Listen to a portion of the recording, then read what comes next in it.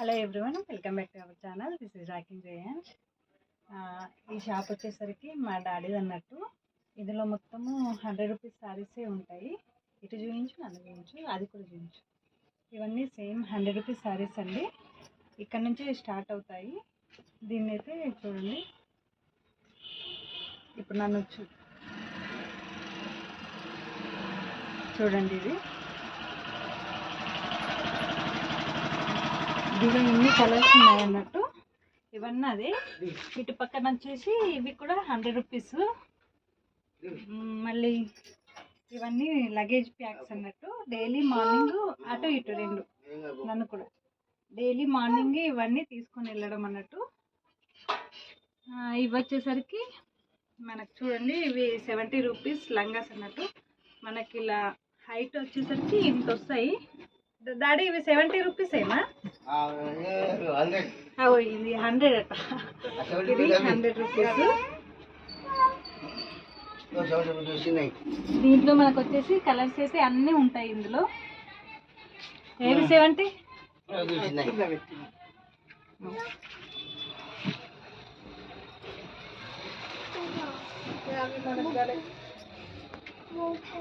ఇది వచ్చేసరికి 78 rupees received on Bharat pay langas ఇవి.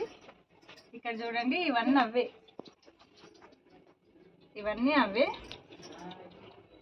ఇవి జాకెట్ పీసులు, ఇవి పెద్ద టవల్స్. ఇది కూడా 100 రూపీస్ అన్నట్టు. ఇది లాంగ్ ఉంటుంది, లుంగి టైప్ యూజ్ చేయొచ్చు, మనము టవల్ టైప్ కూడా యూజ్ చేయొచ్చు.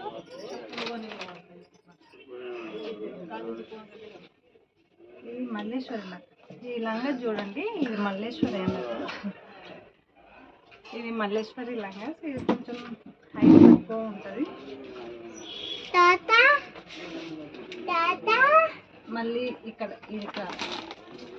ఇవన్నీ నైటీస్. ఇవి లంగాసు. చూశారు కదండి, ఇది మా డాడీ షాప్ అన్నట్టు. చిన్న బట్టల షాపు మా ఇంట్లో ఉంటుంది. డైలీ బట్టలు అయితే అమ్ముకొని వస్తాడు.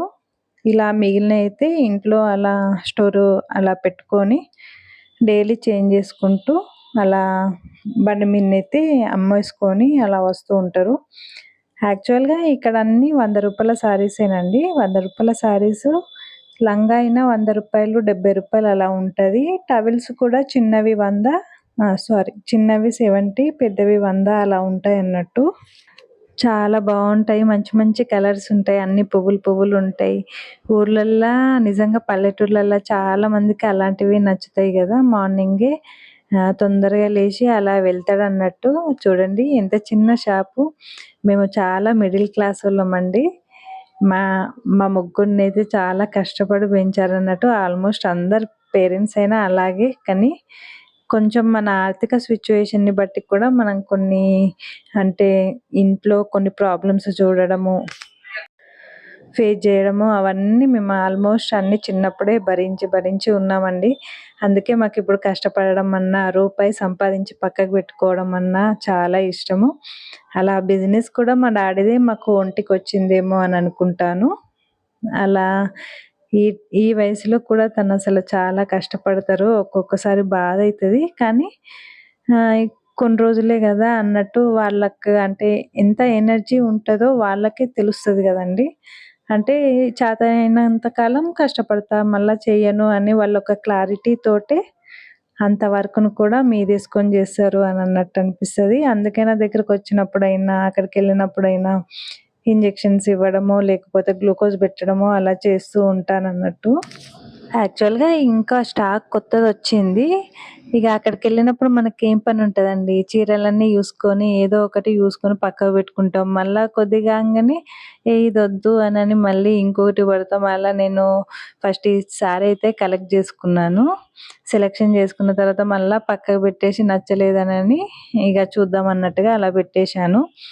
కొత్త స్టాక్ వచ్చింది అయితే ఇక కొంచెం రేపటి కోసము బండి మీద ఇవన్నీ మూటలు పెట్టుకోవాలి కాబట్టి మళ్ళీ ఈరోజు తీసుకెళ్ళినవి ఈ శారీస్ రేపు తీసుకెళ్ళొద్దు. అంటే మనకు కొత్తగా మనము అంటే శారీస్ ఏరుకునే వాళ్ళు కూడా కొత్తగా కావాలని అంటారు కదా! మళ్ళా ఈరోజు చూసినయి రేపు కూడా ఒకవేళ అవసరం పడి చూస్తే గనుక మళ్ళీ అవే కనబడతాయి గదా!